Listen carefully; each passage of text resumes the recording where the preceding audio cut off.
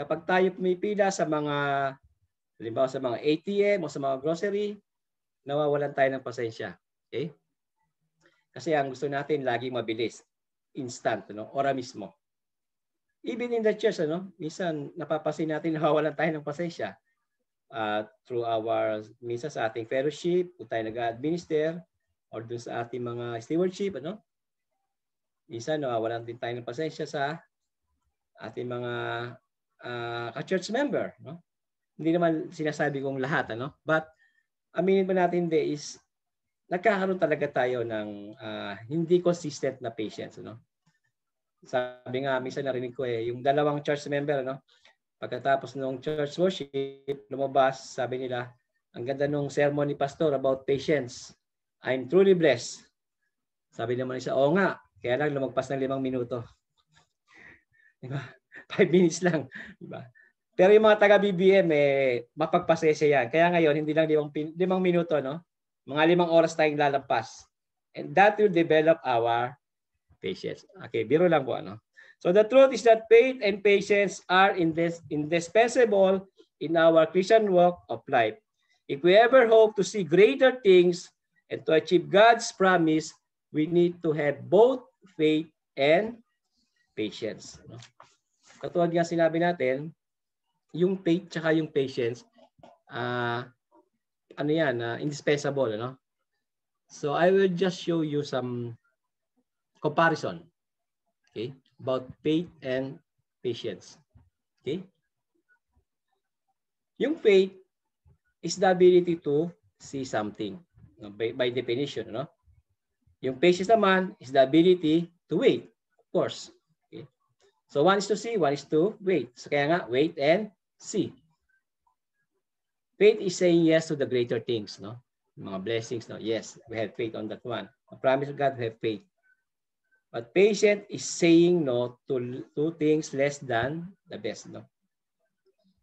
Ibig sabihin, yung best ang dapat hinihintay natin in order to achieve our patience. Faith is the assurance, while patience is the endurance. And lastly, faith is entering the race, while patience is finishing the race. Yung patience kasi, yung faith kasi meron tayo yan Pagtanggap pala natin sa ating Panginoon sa Kristo, nandun na yung faith, Kaya nga we enter the race of our life, But kailangan nating matapos yung race, ang kailangan natin dyan ay yung patience. We need the stamina, the endurance to finish the race. And that is patience. Kaya nga yung faith and patience are power teams, Ibig sabihin yan, they work hand in hand. There are so many promises in God's word that towards accompanying our salvation, Hindi lang salvation, yung blessings, yung answers to our prayers, yung miracles and breakthroughs, So those things come to the people who are not sluggish. Katulad ng binasa natin kanina, who are not sluggish, but through faith and patience. If you have faith and have patience, you will inherit the promises that God promised you. So remember, meron tayong faith, we believe in the promise and yung faith. And then, yung fulfillment of the promise, so mapapansin dyan, merong gap, yung sa gitna. Tinatawag natin yan in between. Hindi naman kasi lahat ng promise, ora mismo ibibigay ng ating Panginoon Diyos. It will take time, maybe years, maybe generations to come, even beyond our lifetime. Yung promise kasi ni God, hindi lang pa sa ating lifetime. Promise us, ganoon din sa other generations, katulad ginawa kay Abraham. So yung life dyan, yung gap, tinatawag natin nung in between. So yan yung in between. And that will determine our patience. Kung gaano katagal yan, that will determine our patience. Kaya nga, yan ang dapat nating ma-develop. Habang inihintay natin yung fulfillment ng process, ng promise, dapat ma-develop sa atin yung patient, yung consistent and long patient. Habang inihintay natin yung fulfillment, anong dapat natin gawin? So, una-una, we must trust God. Yan ang dapat natin unang gawin. First of all, we must trust God. We must completely rely on God's love, goodness, and plan for us. Kahit anuman dumating sa ating buhay, no matter yung situation, how much impossible it is, ano man yung nafe-feel mo, or ano man yung nararanasan mo, wala ka mang hope, minsan nawawala kasi tayo ng pag-asa, no? Kapag dumarating talaga yung situation na halos hindi na natin kaya, no? Yung kasagutan sa ating problema, hindi na natin alam kung saan natin kukunin, no? Nawawalan tayo ng pag-asa. So God will see you through because He alone has the final say. Kapag dumarating sa atin yung ganyan situation, usually, ang ginagawa natin, we put period. Tinutuntukan natin. Ibig sabihin, tapos na. We surrender, ano? Kapag nawawalan tayo ng hope. Kapag lalo na kita, very impossible na. But on the other hand, God, instead of putting period, put commas. Ano ba ibig sabihin ng commas? Ibig sabihin no, may kasunod pa. So we put periods in our lives where God put commas. We think it's over our period. No? Example, yung our ating marriage, yung ating health, yung ating job, no? Yung ating finances, yung ating future. But God puts comma in those places because it's over. It's not over until He say it's over. So only God can fulfill yung promises, yung extension, no? Kung tinuldukan na natin, God will extend that because He's powerful. Sa Proverbs 3:5-6, trust in the Lord with all your heart and lean not on your own understanding. In all your ways, submit to Him, and He will make your path straight. Okay. So when God directs our path, madalas na itatanong natin, madalas hindi natin naiintindihan. Madalas tinatanong natin, it doesn't make sense. Ano? Madalas tinatanong natin, is God will fulfill His promise to me? Ano ba yung nangyayari sa aking buhay? No? If we try to reason out everything, so magkakaroon lang tayo ng confusion, magkakaroon tayo ng misery, magkakaroon tayo ng struggle. So learn on, trust in, and be confident in the Lord. God will not allow us to succeed if we are not leaning and relying on Him. Kaya nga, nandun yung humility. That God is more powerful than us and His understanding is way better than us. Sometimes we don't understand God's plan for our lives and we can see how things are going to work perfectly for us. However, during this time of uncertainty, we must continue to trust in His goodness. Remember that every God's promise will be fulfilled. Why we need to trust God even we don't understand His ways. So next verse, Isaiah 55:8-9. For my thoughts are not your thoughts, neither are your ways my ways, declare the Lord. As the heavens are higher than the earth, so are my ways higher than your ways, and my thoughts than your thoughts. Okay? So, imbis na intindihin mo kung ano yung nangyayari sa buhay mo, sabi nga natin na God's understanding is better than us, ano? God wants us to live in the life of discernment. Ano ba ibig sabihin ng discernment? No? Ibig sabihin nun, revelation by knowledge, not by our mental or intellectual knowledge. Okay? Mahirap kasing it's difficult to exercise discernment if you always trying to figure out everything out. No? But when you are willing to say, God, I can figure this out, I'm going to trust you to give me revelation, that will set us free. Then you can be comfortable living in your life. No, wala ka ng worries, wala kang miseries, wala kang confusions. Trusting God often requires not knowing how God is going to accomplish what needs to be done and not knowing when He will do it. Ibig sabihin yan, wala na dapat nung why or when questions. Ano? Kapag if you truly love, if you truly trust and rely on God, yung mga why questions, when questions, wala na yan. Because you completely trust and rely on God's power and understanding. Okay? So first is trust God. Ano yung pangalawa, no? Na dapat natin gawin as we fulfill yung bago natin ma-receive yung fulfillment of promise. Yung gap, ano dapat natin gawin diyan? Wait for God's perfect timing. Okay? Pag sinabi kasing waiting parang katulad ng binanggit ko nung nakaraan, no? Negative na agad sa atin kasi sa atin ang waiting parang waste of time, ano? Gusto natin ora mismo. Kaya nga ngayong lagi parang usong-uso yung tinatawag na instant, ano? Instant life, no? Ayaw natin maghintay, no? Ayaw natin masayang oras. Kaya nga maraming mga instant, ano? Instant coffee, instant noodles, no? Kung ayaw magluto ng merong instant ulam, ano? Iba-iba pang flavor pa, no? Kaya nga maraming instant, ano? At ang isa kasi na pagkakaalam ng iba, yung waiting kasi is parang wala kang gagawin, no? But actually, in Bible's terms, yung waiting is not a passive wait, no?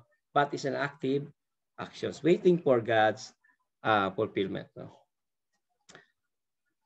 So the time invested in this waiting process will build our character and further prepare us to do what is to come. When we see it from different perspective, waiting isn't bad. Actually, it's good for us, no? Yung nga sinasabi natin, yung waiting dapat maging active actions. Kapag ginawa natin yan, it will be good for us because it will develop us. Sometimes God takes His time answering our prayers, and that is always easy for us to understand. Madalas natin tinatanong, bakit parang hindi napupulfill yung aking prayers? Hindi sinasagot ni God, no? Nakalimutan na ba ng Diyos yung aking panalangin? O nakalimutan na ba ako ng Diyos, no? I tell you, God's memory is perfect, no?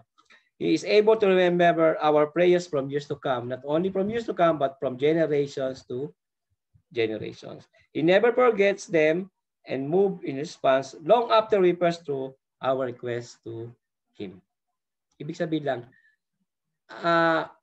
there's a certain time, no, na mapupulfill yung dreams or yung promise sa'yo. Hindi ora mismo at hindi lahat ng bagay ay mangyayari. Okay? As sinabi nga natin, as long as your prayers or your dreams is in line with God's will and according to your purpose of life, hindi naman tatanggi ang Panginoon Diyos. No? Hindi niya sasabihin no. But sometimes He will answer, not yet. Ibig sabihin, hindi pa oras. No?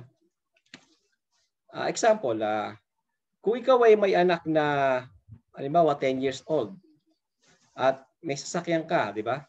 Gusto mong ibigay sa sasakyan. Okay? Sa anak mong 10 years old. Okay?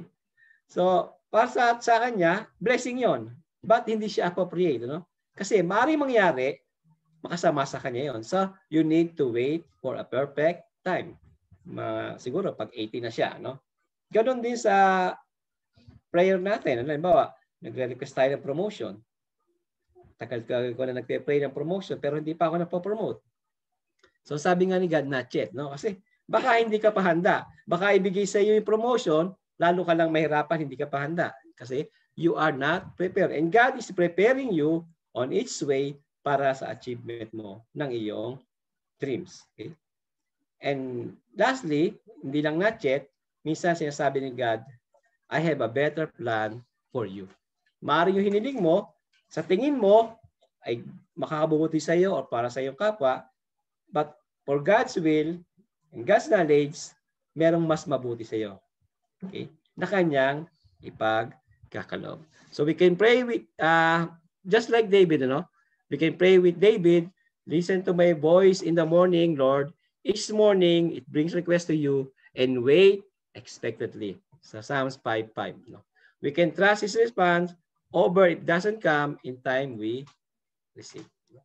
So everything is God's perfect timing. Hindi man dumating yung bagay na request mo, darating at darating ang tamang panahon. Sabi nga dyan sa tamang panahon. In God's perfect timing. So maaaring tanong natin, why we need to wait? No? Bakit ba minsan pinaghihintay tayo ng Diyos? No? Or minsan we wait for God's perfect timing. May dalawang reason kasi. Una, it gives glory to God. Okay? So, I think we're familiar with sa John 11, yung story ni Lazarus. So, si Lazarus nagkasakit and during that time, si Jesus ay nasa ibang lugar. And then he learned na nagkasakit si Lazarus. Pero ang ginawa ng ating Panginoon, hindi siya agad bumalik. No? It took, I think, about 2 days bago siya nag-decide na bumalik. And then, since malayo yung kanyang pinanggalingan, it took another 2 days. No? So almost 4 days na nung dumating siya. So nangyari, namatay na si Lazarus, nailibing na. Okay? So nung pagdating niya doon, ang sabi ni Martha sa kanya is, Panginoon, kung nandito ka lang, gagaling at hindi mamamatay si Lazarus. So parang nasisi pa si Jesus, But actually, it's working with God's perfect timing, and its purpose. Kasi kung dumating si Jesus nung within 2 days or nung time na yon, napagalingan niya si Lazarus. But yung nangyari is more than healing. That is, ano nangyari? Nabuhay yung patay. That's a greater miracle than healing. Siguro that time na yon, baka kapag nagpagaling ka na may sakit, baka normal lang. Of course, kung talagang yung sakit mo is talagang terminal na or mahirap pagalingin, magkakaroon sila ng ng belief. But marami naman time na doktor noon, di ba? So marami makapagpagaling. Pero yung ginawa ni Jesus, imbis na healing, binuhay niya yung patay, Ito lang nakakagawa during that time. So anong nangyari? That means glorifying God. Minsan kasi sa ating buhay ganun din, di ba? Kapag nagre-request tayo ng prayers, ng petitions,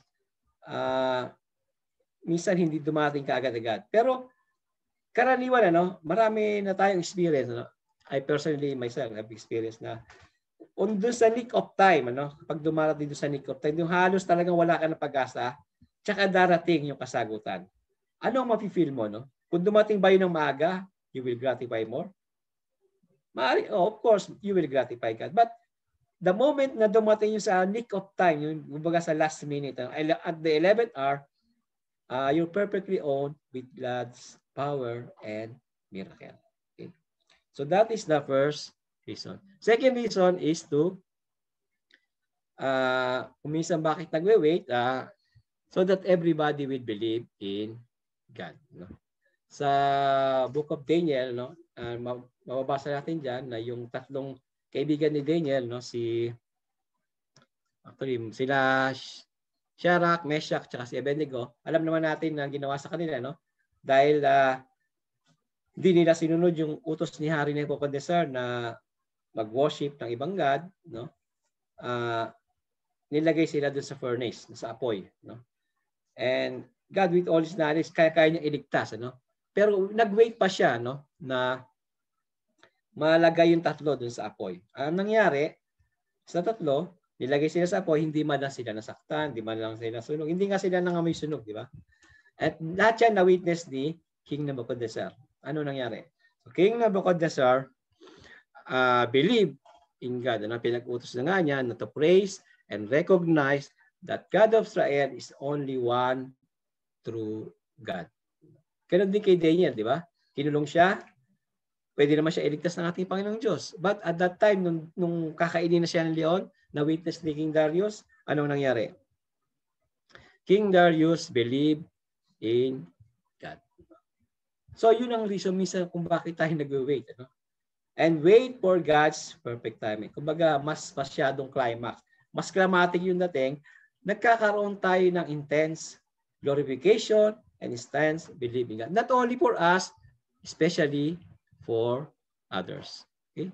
So for ourselves, what is the benefit of waiting? Ano ba yung kahalagahan ng pag-wait? Sinabi ko sa inyo, yung waiting is not a wasting time, Depende na sa atin kung paano tayo mag-wait. So, for Christians, what is the benefit of waiting? Sa James 1:2-4, my brethren, count it all joy when you fall into the various trials, knowing that the testing of your faith produces patience. But that patience have its perfect work, that you may be perfect and complete, lacking nothing. Okay?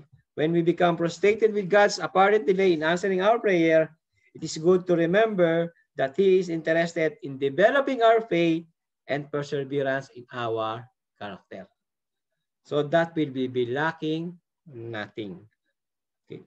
Wait on the Lord, but waiting on Lord's can transform us into a people of growing faith. Okay. Habang nag-wait yung katulad nga binanggit natin nung nakaraan, yung faith natin, ano, dapat tumataas. Kung level 1 ngayon, dapat in 3 years, level 2, level 3, level 4. Hindi pa ba, ano, level 5 ka na, bababa ka pa sa level 1. Kasi kailangan natin i-cultivate yung characteristics as fruit of the spirits. So we learn to trust God by going through many experiences that requires trust. By seeing God's faithfulness over and over, no? Yung paulit-ulit, katulad nga natin binanggit natin mga example kanina, kapag nawi-witness mo yon, we let go of trusting ourselves, no? Hindi na tayo titiwala sa ating sarili, and gradually, we place our trust in Him. Looking at it, it is easy to how time plays an important part in learning to trust God. So it's easy to have faith, it's easy to believe on your dreams, but faith without patience can achieve your desires in life. So mahalaga talaga yung faith at yung patience. Katulad nga binanggit natin kanina, they work independently. Kaya nga sila tinawag na power teams. And sa Isaiah 40:31, but they who wait for the Lord shall renew their strength. They shall mount up with wings like eagles. They shall run and not be weary. They shall walk and not faint. So the most important thing about waiting is knowing who is in control. Dapat mahalaga yun, alam natin. No? Habang nag-wait ka, alam mo yung mangyayari. Alam mo who is in control. Mayroon naman yung nag-wait ka, wala ka ina-expect. No? Sabi nga natin, kanina binanggit natin, yung waiting is unexpectedly hoping for the best or waiting unexpectedly. Okay. So we must learn who is in control. And God is in control. Knowing that God is in control of our present situation and also our future give us confidence to live each day. Katulad nga binanggit natin dyan, so they shall mount up with wings like eagles. Alam naman natin yung eagles, no? Kapag dumating yung mga storm, no? Hindi yan nagtatago or iniiwasan yung storm. Ang ginagawa niya, no? Umakit siya, no? Yung sa itaas ng storm. And then nagdaglide lang siya. Okay? So he rise above the storms. Ganun din sa ating buhay, no? Kapag may problema, hindi dapat natin tinatakbuhan yan. Hindi dapat natin tinataguan. No? Dapat we rise above the problems like the eagles. They shall run and not be weary. No? Hindi sila mapapagod. We know on our life maraming struggles, no? Marami tayong kailangan gawin, marami tayong hinaharap, no? Napapagod tayo, but if we have faith and patience, hindi tayo basta-basta mapapagod. And also, we shall not faint, no? Hindi tayo manghihina. Our faith will be getting stronger and stronger. Katulad ng bilang kanina, yung faith natin nagle-level up. Yung patience natin, yung mahaba. Okay? Hindi mabalik. Okay. And sa Habakkuk, for the revelation awaits, 2:3, for the revelation awaits an appointed time, it speaks at the end and will not prove false. Though it linger, wait for it, it will certainly come and will not delay. Ito yung tinatawag nating waiting for God's perfect timing. So now do your part and wait for the promise to unfold. You're not falling behind, ano? Hindi ka nalilate, ano? You are not being left out. Diba? Hindi ka naiiwanan. You are right on schedule. Kung sa tingin mo, nalilate ka o naiiwanan ka, but in God, you still right on schedule. God is working behind the scenes. Kala mo lang is napapag-iwanan ka, pero ang Diyos gumagawa ng paraan or walking behind the scenes so you might be able to see, but He is lining up the right people, no? He's arranging the right breaks, He's ordering your steps, so be patient and you'll see His plans. Okay. Parang yung farmers yan, di ba? Kapag nagtanim ka ng buto, hindi naman kinabukasan, ano na yon, sisibol na yon o halaman na. Hindi, di ba? Kapag nagtanim ka buto, nasa lupa lang, no? Habang inihintay mo yan, sa ilalim ng lupa, may nangyayari, no? So, may sibol na yan, nag-germinate, no? Hanggang sa lumabas na yan sa soil at maging isang ganap na halaman. No? Hindi ibig sabihin is wala nangyayari doon sa soil. Meron nangyayari. Kaya din sa ating buhay, no? Minsan tingin natin walang nangyayari, no? But God is working behind us. Inaalay niya lang yung tamang tao, yung tamang situation, and right timing for you, according to your purpose. So we need to learn that God does not work according to our timetable. Minsan kasi gano'n na nagiging Kaya ang tagal, di ba? Kasi ang pinagbabasehan natin yung ating sariling timetable. Sa Bible kasi may dalawang concept ng time. One yung chronos. Yung chronos, yun yung linear time na tinatawag natin ngayon. Yung nasa hour, minute, and seconds. Baga linear time. Meron namang binabanggit doon na kairos. Ibig sabihin nun, yung basically it's depend on God. Ito yung tinatawag na God's perfect timing. Hindi siya in terms of linear. Hindi siya in terms of quantity, but on quality. Diba? Sabi nga yung iba kasi yung timetable ng ating Panginoon Diyos, sa basihan nga kahit nga mababasa natin sa Bible, yung 1,000 years sa Panginoon, yung 1,000 years sa atin, isang araw lang sa Diyos, di ba? So magkaiba talaga. So we need to wait for God's perfect timing. Waiting God includes faith in His timing. We need to relax, have peace, not to worry, and never complain. At the right time, things will come into place. Amen. Okay? Kaya nga, sabi dyan is, at the right time, things will come into place. So, anong gawin natin? Okay? We need to have patience. And that yung patience na ginawa natin ng acronym, Patience means pause and take it easy, never complain excessively. Yan, sabihin ng patience. I think marami sa inyo nung during high school o kung naabutan niyo pa nung high school or yung college, nagkaroon kayo ng CAT or CMT, yung Citizens Army Training, Meron doon kapag nagdi-drill, may tinatawag doon ng time march, ang tawag doon sa Tagalog, yung lakad patakda. I think yung iba pamilya sa inyo, Kapag naglalakad patakda ka, ang ginagawa mo lang, nagmamarcha ka lang, Marcha lang, pero hindi ka umalis sa iyong lugar, So time march means a march in place without moving forward. It's an active pause in forward motion while remaining mentally prepared and expectantly waiting the next command. So ganun ang ginagawa nung naglalakad patakda, Alert siya kung ano yung komando kanyang leader o yung kanyang platoon leader o yung kanyang company leader, The word wait in the Bible often means to look eagerly for and to hope for and to expect. We often have to no choice, Usually wala naman talaga tayong choice kapag naghihintay Kasi hindi mo alam ang mangyayari, For example, nagwe-wait ka sa iyong medical result o diagnosis. Wala ka nang magagawa doon, di ba? Kasi mag-wait, Or nagwe-wait ka sa iyong job interview.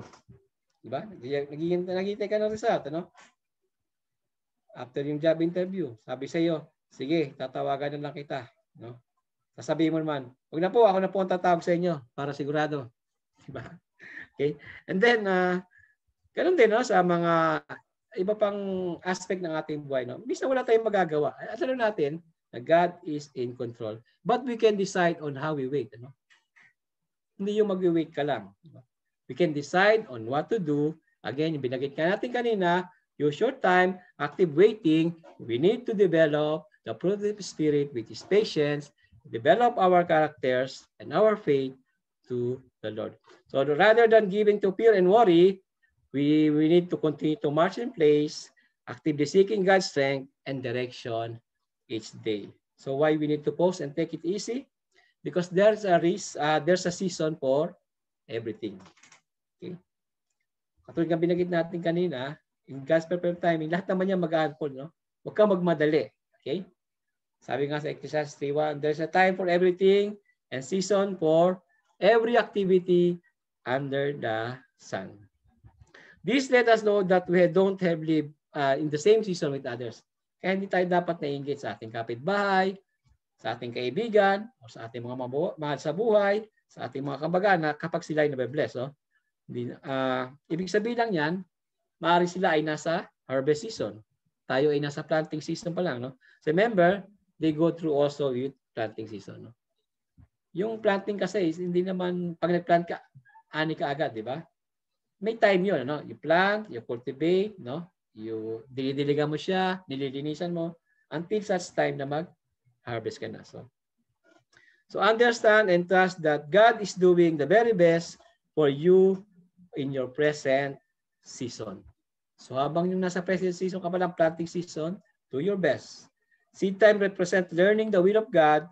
Each time I choose God's will, I instead choose of my own. I'm planting a seed that God will eventually bring to harvest during my life.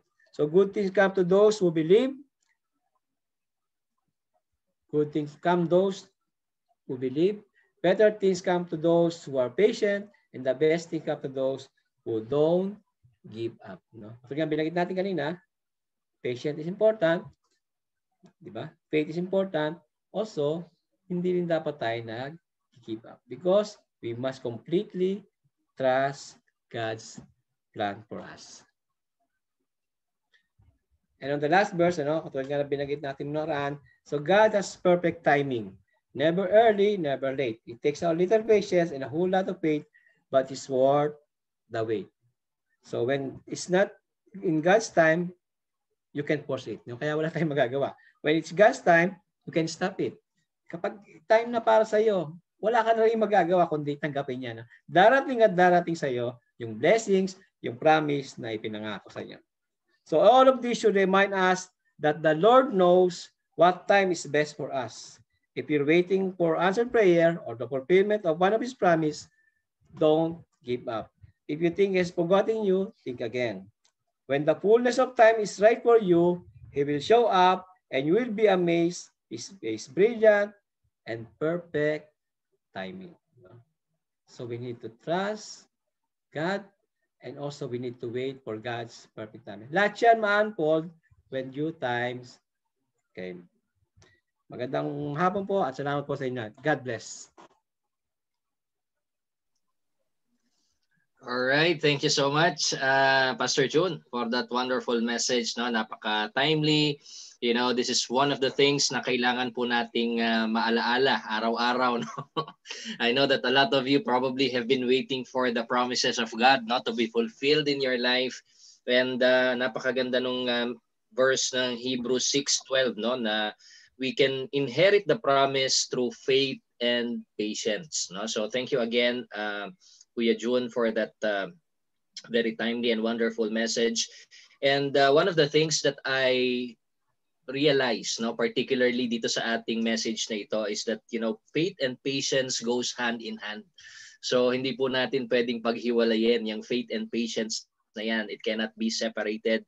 And natutunan din po natin in our previous messages that patience is actually enduring by declaring consistently the promises of God. Instead of complaining, katulad ng sinasabi ni Kuya John kanina, no, yung complaining kasi just makes the situation worse. Pinapalala pa niya yung sitwasyon.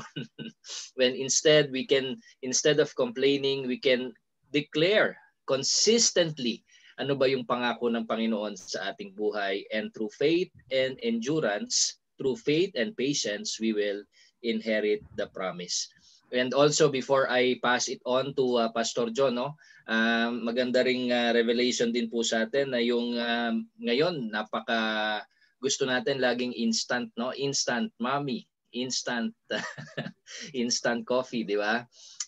Yan ang gusto natin, madalian. But you have to note, yung mga instant na yan doesn't compare dun sa di ba pagka nagluluto ka ng sinigang, di ba? Mas masarap pa rin yung yung purong sampalok, di ba? So instant is actually less than the best. Hindi po yan yung gusto ng Panginoon sa ating buhay. God is more concerned on the process, on the journey, rather than the destination. So again, maraming salamat po, no, dun sa message na ito. And at this time, of course, pakinggan po natin ang ating mga kasamahan po dito. So Pastor John, if you are good, available, can you facilitate yung ating pagkumusta sa ating mga kasamahan po dito? Hello, Pastor John. Magandang hapon sa iyo. Magandang hapon po. Hello? Yes, we can hear you, Pastor John. Go ahead. Sige. Magandang hapon po sa bawat isa at purihin po muli ang ating Panginoon, no? Na tayo ay binigyan niya ng pagkakataon na makapakinig ng kanyang salita sa pamamagitan po ni Pastor June. At salamat muli, Pastor June, sa iyong mensahe na patungkol sa faith and patience, no? At nakita natin dito na yung benefits ng paghihintay sa Panginoon. Diba? And sabi nga sa kanyang salita sa Psalms 27 verse 14, wait for the Lord, be strong and let your heart take courage. Yes, wait for the Lord. Okay, tayo, when we pray to God, we wait patiently sa kanyang kasagutan sa atin. Dahil naniniwala tayo, alam natin at naniniwala tayo that He will act for us even though it may take a long time. Dahil yung promise naman ng Panginoon ay tutugunan niya yan sa atin. Pinagkakalob niya yan sa atin. So we must trust and believe, no, sa mga pangako ng ating Panginoon. Instead na tayo kung ano man yung nireklamo natin or yung kini-question natin, let us trust the Lord, no, sa kanyang mga pangako at panghawakan natin yung sa ating buhay. We trust Him and know that He is reliable and means what He says sa buhay natin. Okay, so salamat muli sa ating Panginoon. Thank you ulit, Kuya June, sa inyong mensahe. And ngayon naman po, ibibigay natin ang pagkakataong ito sa ating mga kapatiran na narito ngayon sa ating online worship. Tawagin po natin ang bawat isa at kung ano naman po ang inyong nakita sa ating mensahe and ano ba mga pasasalamat natin sa ating Panginoon. Okay po, so tawagin po natin. At sunod-sunod ko na po dito yung nasa aking screen. Si Ate Lenny. Hello, Ate Lenny. Magandang hapon po sa inyo. Hello po, Ate Lenny. Magandang hapon po sa inyo.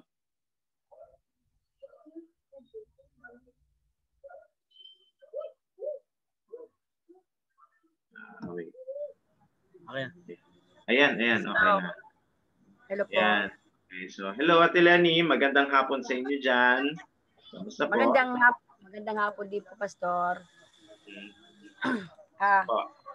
Salamat po sa mensahe na binigay ni Pastor John. Talagang importante po, magkasabay po yun, yung faith at patience po. Kasi kung wala po tayong faith, wala din pong patience. So magkasabay po yun. At hintayin po natin yung God's perfect time. Ang lahat po ng ating mga prayer ay meron ding tamang panahon. Sabi nga ng Panginoon, wait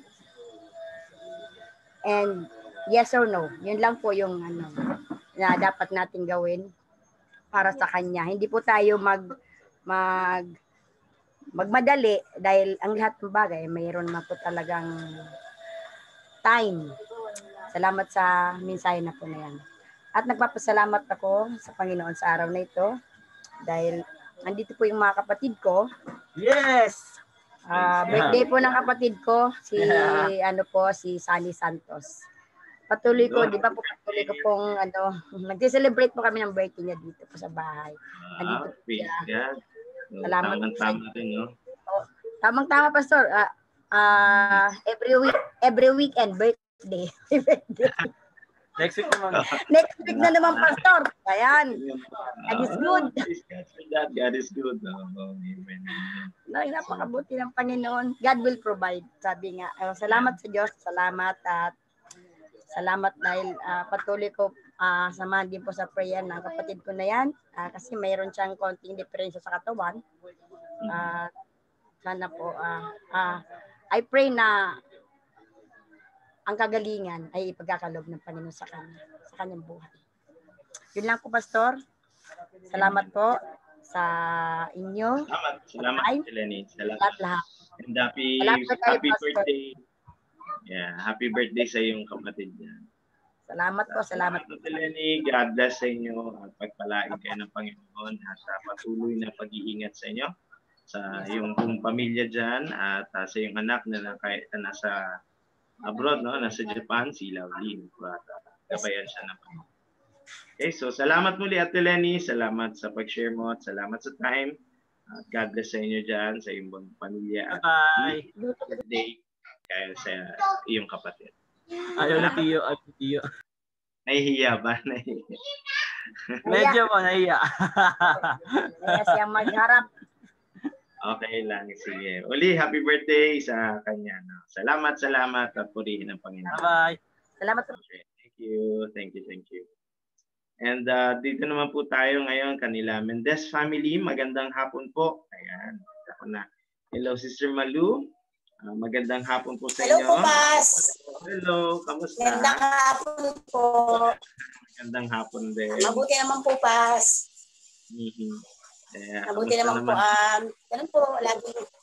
Nandito po sila ate. Praise God. Yeah, kasama natin Hello, sila. Pas. Hello, magandang hapon sa iyo. Yeah. Magandang hapon po. Yeah, kayo naman po, ano naman Pas, po ang... laging thankful naman po, Pas. Katulad ng lagi namin sinasabi, laging may dumarating na problema, pero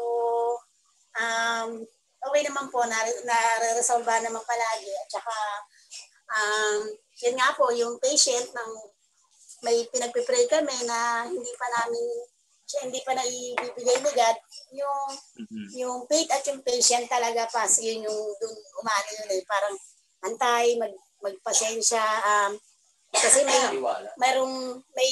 may ibang plano si God, alam ko na mas mabuti para sa amin, mas better kaysa dun sa pinagpipray ko. Yun lagi ang inaano ko, Pas eh. Kung di man ibinibigay sa amin ngayon, alam kong may mas magandang plano si God. Antay talaga lang po. Yeah, samahan natin ng pagtitiwala, no, sa ating Panginoon. At He will fulfill His promise sa atin. At tutugon niya yan sa atin, no? Yung anuman mga panalangin natin ay pagkakalob sa atin. Okay, so si Sister Teresa, baka may gustong sabihin. Hello. Hello po. Hello. Magandang hapon, Pas. Hello. Ako, nagpapasalamat pa rin po ako sa Panginoon kasi kahit wala pa rin po akong trabaho, nairaraos naman po namin yung pang-araw-araw, kahit pa sabing nakakapangutang pa rin, pero di sabihin, hindi pa rin po nawawalan. At wala pong mga sakit. Walang mga sakit sa bahay. Siguro normal lang po yung ngayon yung medyo sipon-sipon sa gawa ng panahon, pero yung magkasakit at yung sakit talaga na mag-aalala, wala naman po, awa ng Diyos. Yun lang po ang ano namin. Okay, so praise God, no? At purihin ng Panginoon na patunay lamang na talagang mabuti ang Panginoon sa buhay natin. No? At gaya nga sabi mo, kung sa ngayon wala ka pang trabaho, but ito yung message talaga sa atin. Wait patiently sa Panginoon. Baka mas may magandang plano po sa amin si God, na hindi man kami makabalik na sa trabaho ngayon, baka mas may higit pa pong mas magandang darating. Meron talagang darating na maganda para sa atin. Kasi alam ng Panginoon kung ano yung best para sa atin lahat. No? Wait patiently sa atin. Okay, so si Uno. Hello, Uno. Makulit na si Uno. Yan. Purihin po ang Panginoon sa atin. Si Kim, baka may gustong sabihin si Kim.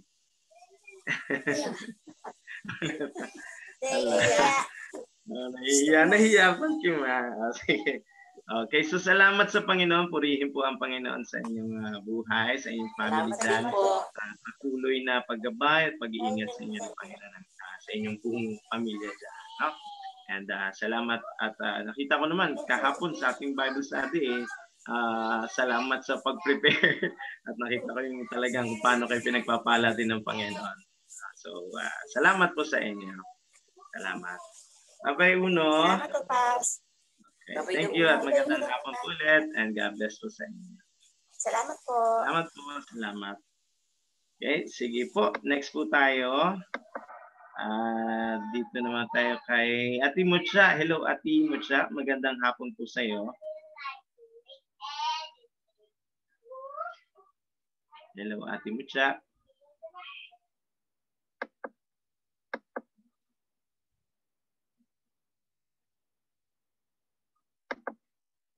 Baka Ayun. Nahanap ko. Hello, Ate Mucha. Kamusta? Hi. Good afternoon, Pastor. Good afternoon. Aba. Magandang hapon po sa ating lahat. Thank you, Kuya Jun, sa preaching ng faith and patience. Naalala ko, may preaching din tayo dati tungkol sa patience. Napakagandang characteristics na talagang dapat mag-grow. Pero sabi ng Bible, di ba, meron na tayo nito, yung gifts of the Spirit, kasama yung faith at saka patience. Di ba patience yung long suffering? Ayan, long suffering, you know.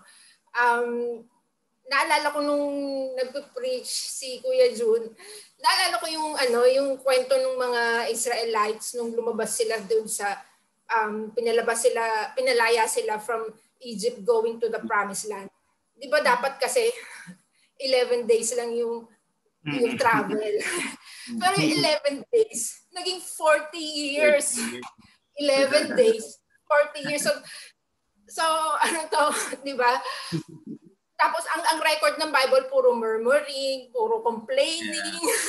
Kaya lesson talaga ng patience na ano to, yung dala-dala kasi nila yung slave mentality nila from Egypt punta sa promised land. At along the process, kailangan nilang magpalit ng isip, mag-renew ng mind.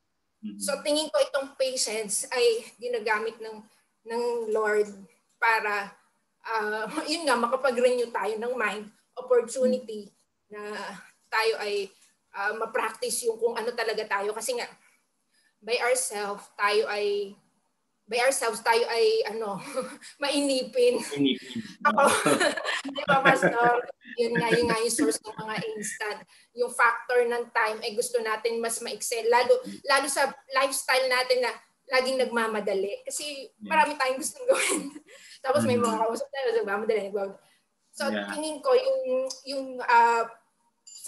dahil tayo anak na ng Diyos, binibigyan niya tayo ng wisdom para lalo pa natin siyang makilala at mag-grow tayo sa mga ganitong araw-araw na kailangan nating mga demands na dapat i-meet. So, wag sana tayo matulad dun sa mga Israelites na 40 years. So, mas maging mapagpasalamat imbes na nagko-complain. Ayun, yun lang. So, thank you po sa preaching na talagang kailangan ako. Ayan. Yeah, praise God, praise God. Salamat Sister Mucha sa pag-share. At lahat naman din tayo, no? Dumarating din naman sa punto ng buhay natin na minsan naiinip tayo. Parang ang tagal naman dumating nito, no?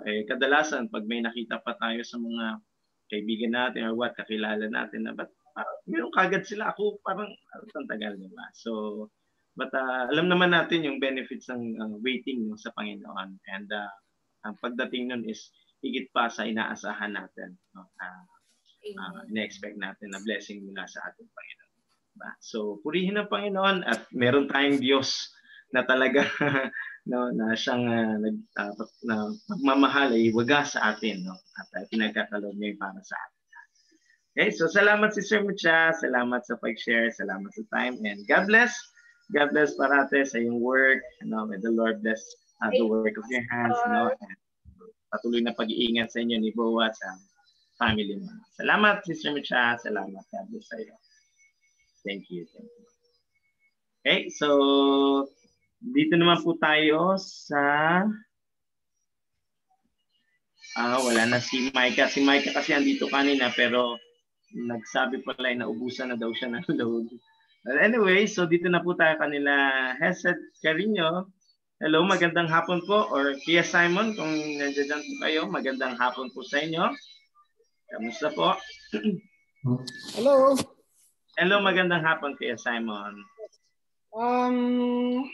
Timely yung natin, preaching natin sa faith and patience. I agree and I believe faith and patience go together, sabi nga ni Kuya Rico kanina. And then sabi ni Mucha kanina, na lang ako kasi sabi niya na tayo yung patience ba, laging nagmamadali, laging hindi makapag-antay, laging gusto agad-agad, which is hindi talaga naman maganda. Gusto ko lang basahin yung Romans, medyo late kasi akong ano kanina, ewan ko kung nabasa ko ito. Romans 3 and following. And not only so, but we glory in tribulations, also knowing that tribulation worketh patience. Andun po yung patience, ano? So, na ano kanina ni Pastor Jun na sa James, the testing of your faith produces patience. Okay? Dito naman, sabi niya, knowing that tribulation worketh patience. So, trials din ho yun. Yung, kung titingnan nyo yung tribulation, these are the pressures, affliction, distress. So, you know, so the testing of your faith or tribulation worketh patience. And patience, experience. Kung titingnan nyo yung experience, patience worketh character. Okay? So kung may patience ka, it leads to character. And then, sabi niya ngayon dito, character produces hope. And yung hope is expectation of good things to come. Okay? Or expectation of good things. Joyful, confident expectation of good things. So makikita ko natin dito na yung patience napaka-importante. After all, this is lahat po tayo may patience kasi fruit of the Spirit yan. Sinabi ko natin kanina, narinig ko natin sa preaching at saka mga lapang iba nagsabi sa atin na wala ho tayong excuse sa patience kasi this is the fruit of the Holy Spirit. At sabi nga ni Pastor Jun kanina, kailangan ho natin i-cultivate yan. Okay? Kailangan nating fan the flame para magkaroon ho ng patience. And sinasabi dito, tribulation worketh patience. So, andun yung pressures, andun yung afflictions, andun yung testing, and these are common in life. Kaya, wag na ho tayong magtaka na isanama talaga ng Panginoon yan kasi it will produce character in us. And ayokong kasama yung tao na hindi maganda ang character, right? We always want somebody na maganda yung character. So, and character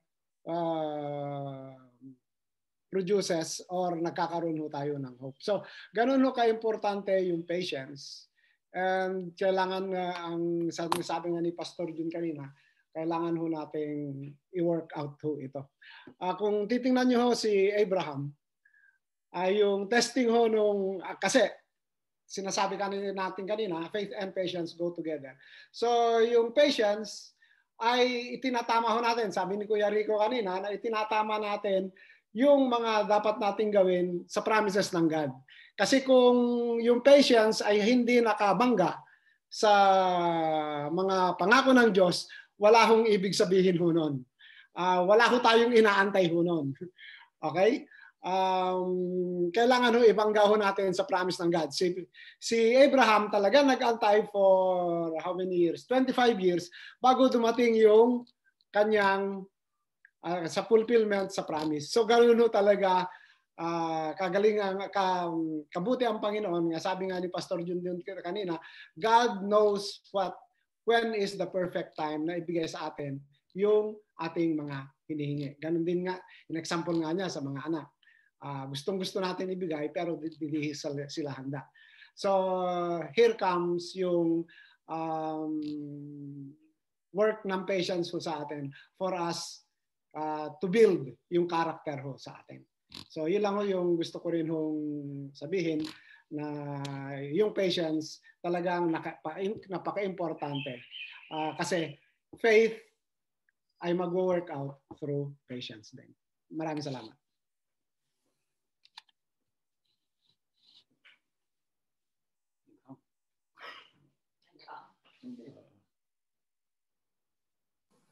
Pastor, naka-mute ka, Pastor. Hello, sorry. Naka-mute pala ako. Sorry. Yeah, purihin ng Panginoon at salamat ulit kay Simon sa karagdagan na karunungan na pinagkaloob sa atin sa hapon na ito. And sabi nga sa kanyang salita, Another word used daw sa Bible to express patience is waiting. Kaya sabi sa Psalms 37, be still in the Lord and wait patiently for Him. Those who wait for the Lord will inherit the land. So, panghawakan lang natin yung mga pangako ng Panginoon sa ating buhay. Dahil alam naman natin, ang Panginoon ang siyang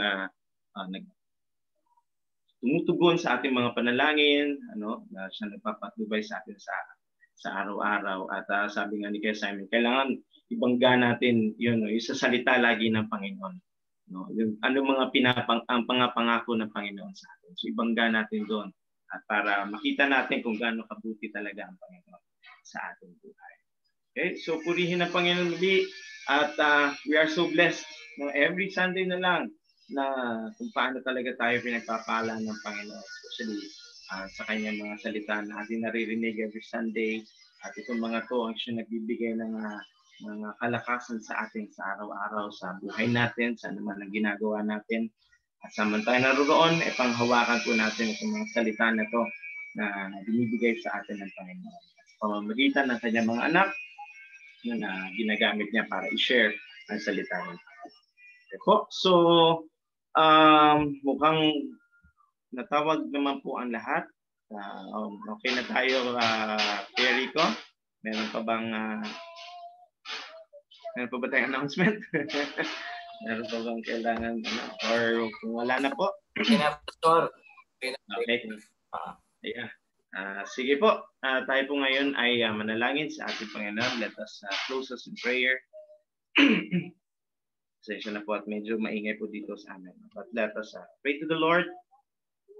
Let's pray. Lord, hallelujah, Jesus. We thank you so much, Lord God, for this day. Salamat, Panginoon, sa iyong kabutihan, sa iyong kadakilaan, sa iyong katapatan sa aming buhay, Panginoon. Salamat, Lord, dahil kailanman ay hindi ka nagkulang sa amin, kailanman ay parating mong pinapatnubayan kami, Panginoon, parating mong pinagkakalob ang mga pangangailangan namin sa buhay. Salamat po sa iyong salita. Salamat po na sa iyong anak na yung ginamit, Panginoon, upang ibahagi ang itong mensahe nito para sa amin, Panginoon. Lalo na sa panahon ngayon, sa sitwasyon namin, ng bawat isa, Lord, may mga pinagdadaanan, Lord, ang mga kinakaharap sa buhay. But we thank you for reminding us, Lord, ulit about faith and patience of God. Panghawakan namin ang iyong mga pangako. And we trust in you, Lord. Kami patuloy na magtiwala sa iyo, sa iyong kabutihan sa aming buhay, Panginoon. And we thank you for all the marvelous things that you have done sa buhay namin, sa pagmamahal mo sa amin, Panginoon. And itong salita na ito, itong message na ito, we pray for all the words na binigay mo sa amin sa oras na ito ay tumanim sa aming puso't isipan, Panginoon.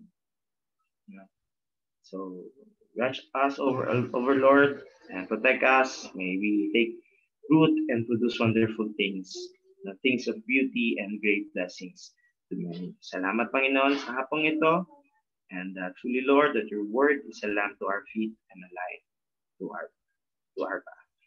And receive this blessing to the Lord, and now to him who is able to keep you from stumbling and to present you blameless before the presence of his glory with great joy.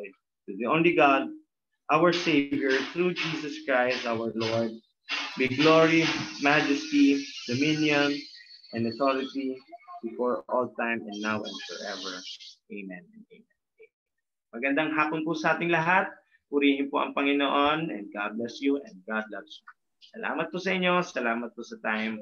Salamat po sa pakikinig. Thank you. Bye. Bye, Pastor. Bye, everyone. God bless.